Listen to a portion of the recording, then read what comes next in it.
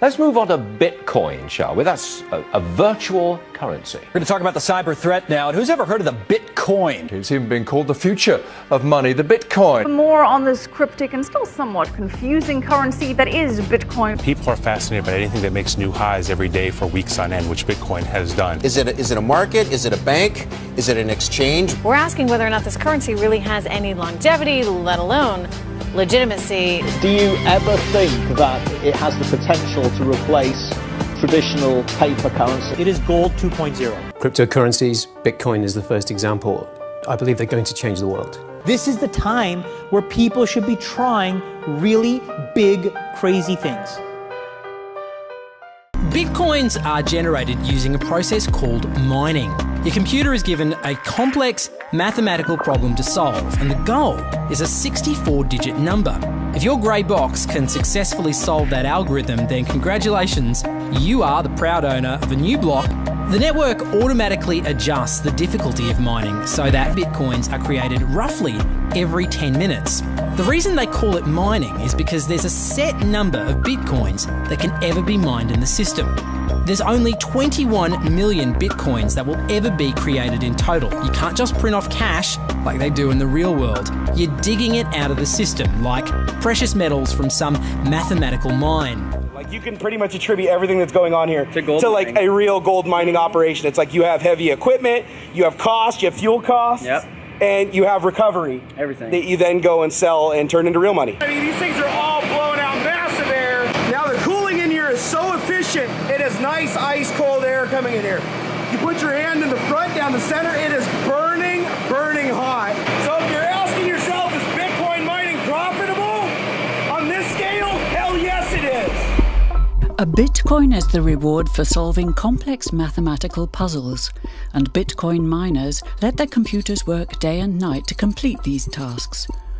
All the Bitcoin users in the world are connected, and together they constitute a network that processes and checks all Bitcoin transactions in a public ledger called the blockchain. Satoshi's invention eliminates the need for a central bank, because all the users together are the bank. With paper money, a government decides when to print and distribute money. Bitcoin doesn't have a central government. The Bitcoin network automatically changes the difficulty of the math problems, depending on how fast they're being solved.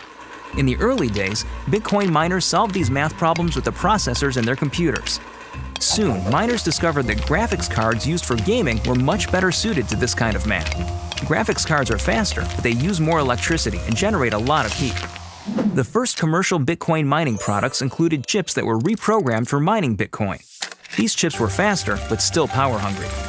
ASIC, or Application-Specific Integrated Circuit chips, are designed specifically for Bitcoin mining. ASIC technology has made Bitcoin mining even faster while using less power.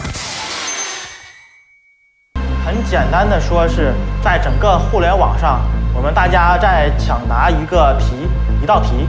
这样的话，我们谁计算正确了的话，就会得到奖励。这个奖励就是我们现在的虚拟货币，也就是目前矿场的比特币。以前最多的时候，我们大概每天能挖接近100个比特币，但是随着难度的增加跟算力的增加，我们的这个比例在逐渐的在改变，这样可能还关系到你的电费的情况。我们使用的电力大概在1200左右。 一个月电费大概要50万左右人民币。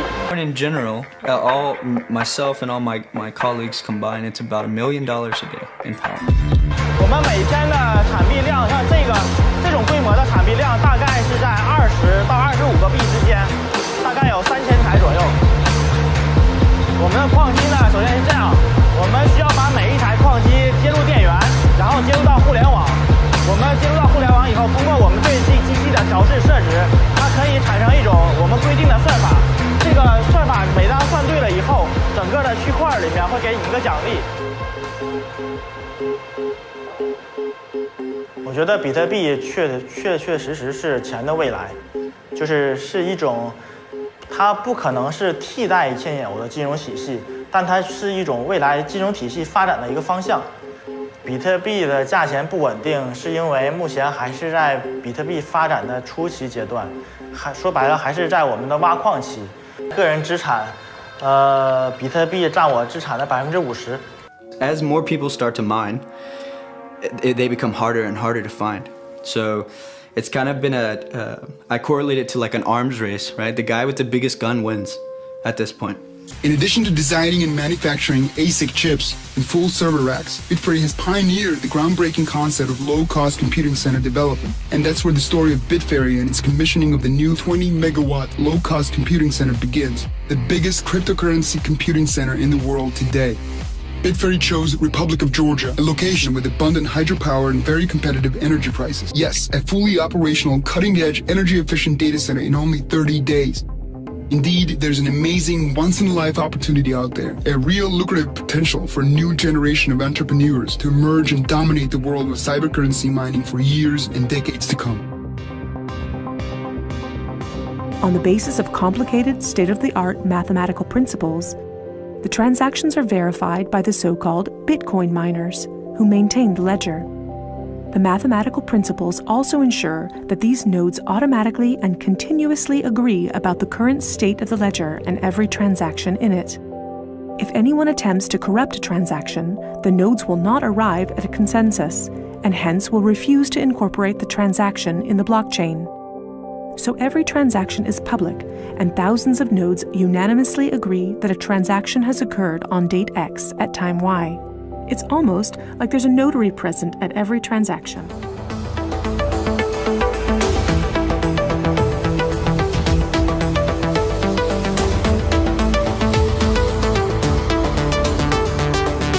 This is 4,000 GPUs consuming about a megawatt of electricity.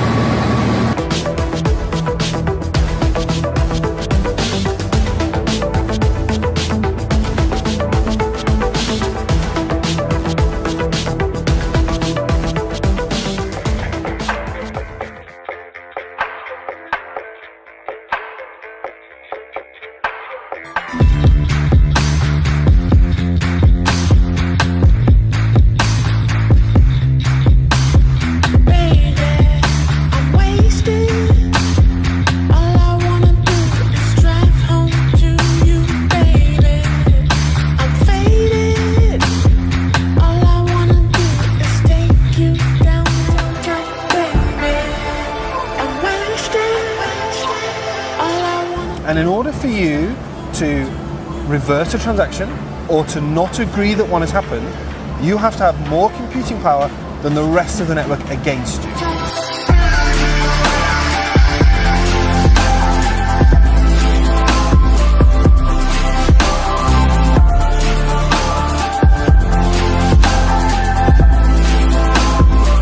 So in order to stop it, the calculation is something like 400 billion laptops to try to delay a transaction by 10 minutes.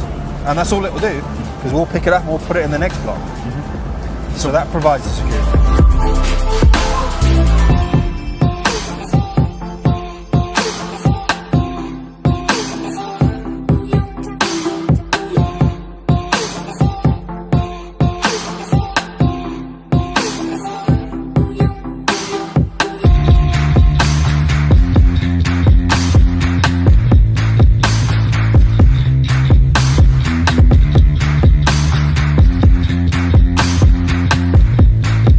Really, the massive potential is the ledger, this public ledger that's underneath.